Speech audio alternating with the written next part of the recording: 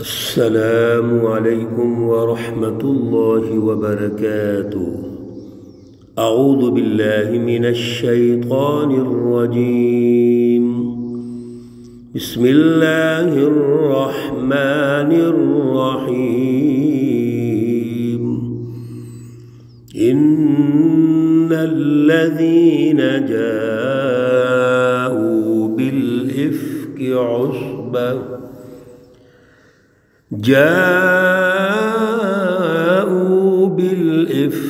عصبة منكم لا تحسبوه شرا لكم بل هو خير لكم، لكل امرئ منهم ما اكتسب من الإثم، والذي تولى كبره منهم له عذاب عظيم۔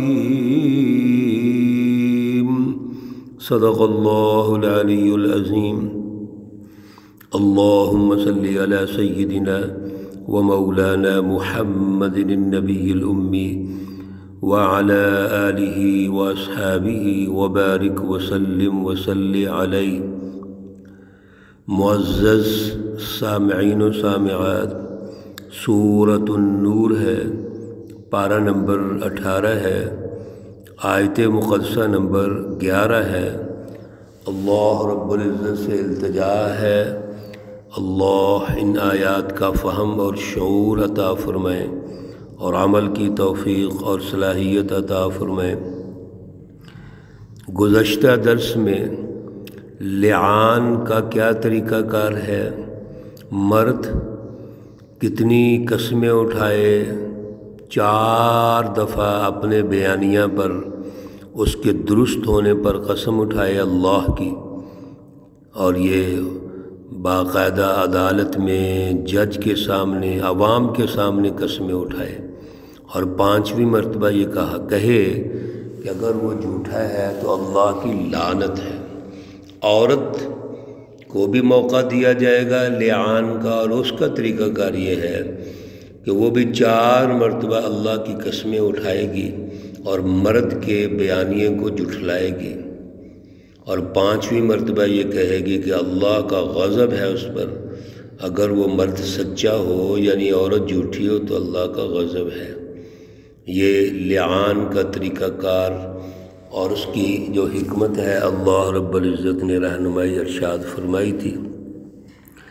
آج جو رکوع شروع ہو رہا ہے، بلکہ 2 رکوع میں 8 اور 9 2 رکوع جو مسلسل آ رہے ہیں، یہاں پر جو تہمت کی پیچھے گفتگو ہوئی تھی اور قانون سازی ہوئی تھی، اس کو مثال کے طور پر اللہ رب العزت نے یہاں ہمارے سامنے سمجھایا ہے، اور ان دونوں رکوعوں کے اندر جو واقعہ پیش کیا جا رہا ہے اس کو عنوان بنا کر بہت زیادہ اللہ نے تربیت فرمائی ہے۔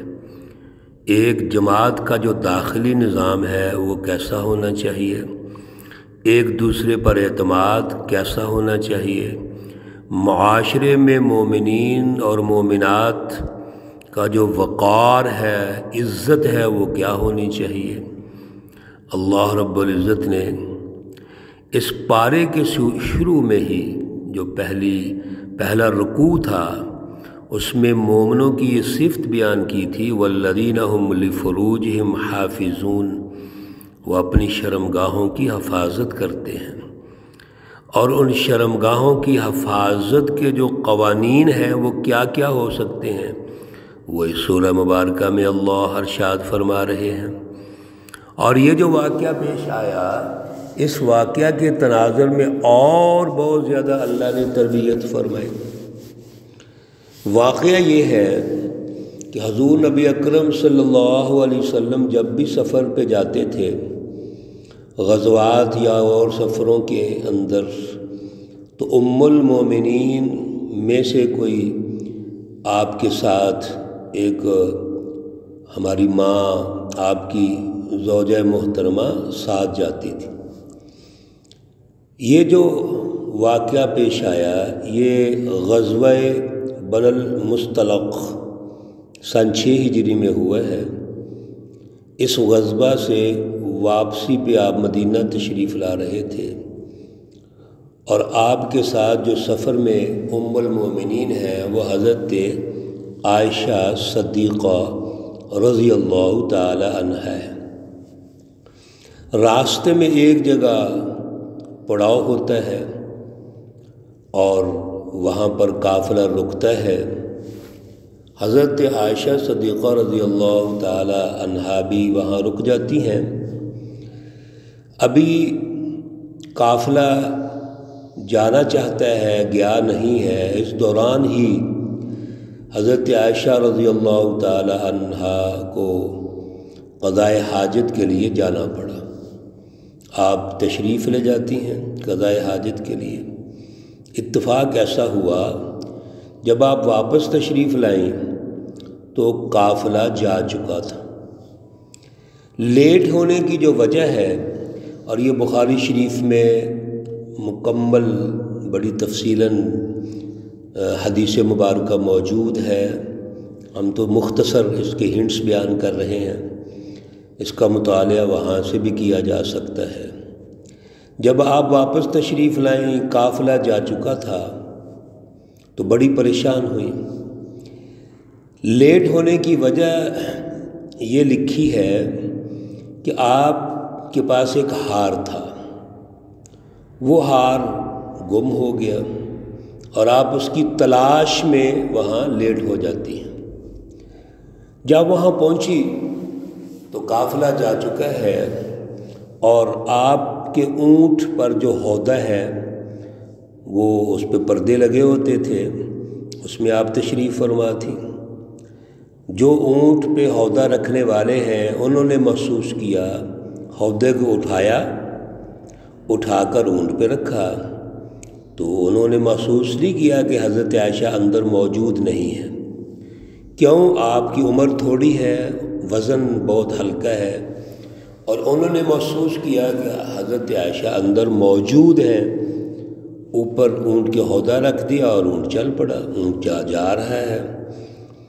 ایک جگہ پہ جا کے جہاں پڑاؤ ڈالنا تھا وہاں پڑاؤ ڈالا، اور اسی طرح حضور نبی اکرم صلی اللہ علیہ وسلم ایک شخص کی ڈیوٹی لگاتے تھے کہ وہ واپس جائے اور جا کر قافلے کا کچھ سامان پیچھے اگر رہ گیا ہے یا گر گیا ہے، 100 کچھ وجوہات ہو سکتی ہیں، تو وہ اس کا جائزہ لیتے تھے۔ یہ ڈیوٹی حضرت صفوان بن معطل رضی اللہ تعالیٰ عنہ کی حضور نبی اکرم صلی اللہ علیہ وسلم نے لگائی ہوئی تھی۔ چنانچہ چونکہ قافلہ رات کو چلا تھا، رات گزر گئی، حضرت عائشہ وہاں تشریف لائیں، جب دیکھا کوئی بھی نہیں ہے۔ اب اس کی 2 شکلیں تھیں، 2 صورتیں تھیں۔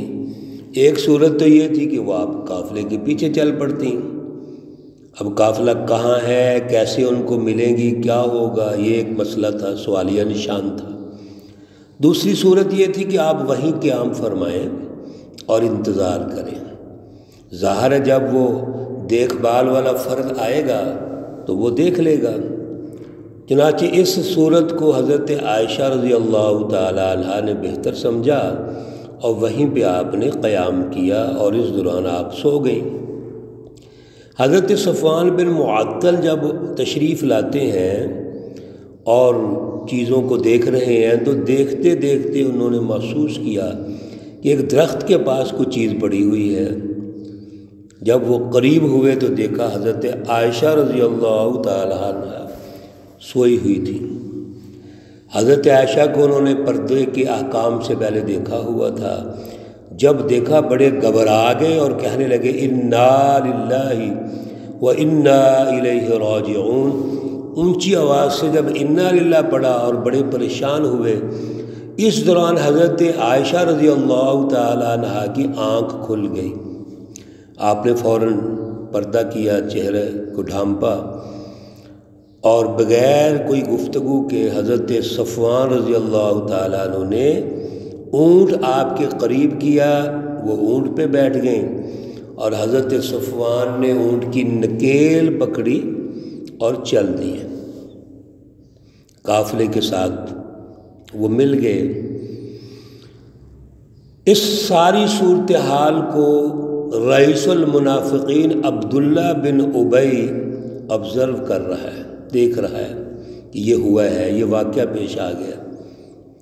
اب اس خبیث بد باطن کے پاس اور دشمن رسول اللہ صلی اللہ علیہ وسلم کے پاس یہ پراپوگنڈے کا بہت بڑا ذریعہ بن گیا کہ یہ عائشہ پیچھے رہ گئی ہے اور صفوان بن معطل اس کو لے کے آیا ہے تو فلاں ہے، اس کو عنوان بنا کر اس نے پراپوگنڈا شروع کر دیا۔ یہ بڑا خطرناک پراپوگنڈا ہے۔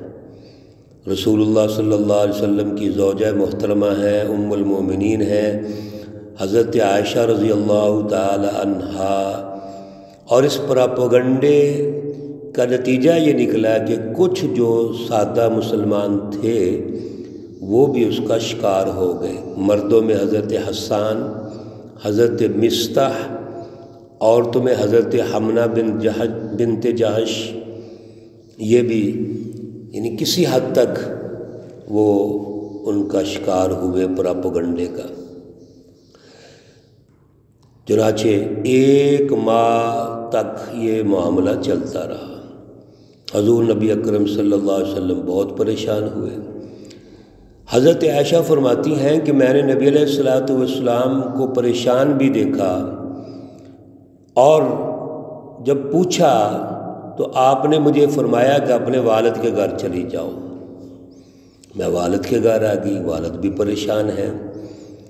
اس پریشانی کا مجھے باہر سے کہیں سے پتہ چلا کہ یہ اصل میں وجہ یہ ہے، مصطح کی جو والدہ ہے ان کے ساتھ آپ کی جب بات چیت ہوئی تو انہوں نے مصطح کو برا بھلا کہا، تو فرمایا کہ اس کو برا بھلا کیوں کہہ رہی ہیں؟ تو انہوں نے بتایا کہ مصطح جو میرا بیٹا ہے وہ بھی اس پراپوگنڈے میں شامل ہے اور شکار ہے اس کا، وہ بھی متاثرین میں سے ہے۔ اور مسئلہ تو یہ ہے جو عبداللہ بن ابی نے پورے مدینہ المنورہ میں وہ برپا کیا ہوا ہے، کیونکہ حضرت عائشہ امہات المومنین تو گھروں کے اندر ہیں، ان کو تو مسائل کا پتہ نہیں تھا، لہٰذا وہ سن کے پریشان ہوتی ہیں۔ اب ایک ہی راستہ ہے سب کے پاس، رسول اللہ صلی اللہ علیہ وسلم کے پاس بھی، حضرت عائشہ، حضرت ابوبکر صدیق رضی اللہ تعالیٰ عنہ، کہ کسی طریقے سے حضرت عائشہ کی برات کا کوئی نہ کوئی حکم آ جائے اللہ کی طرف سے، یا کچھ ایسے ذرائع سامنے آ جائیں جو ثابت کریں کہ حضرت عائشہ سچی ہے، اور یہ ایک منفی پراپوگنڈا ہے۔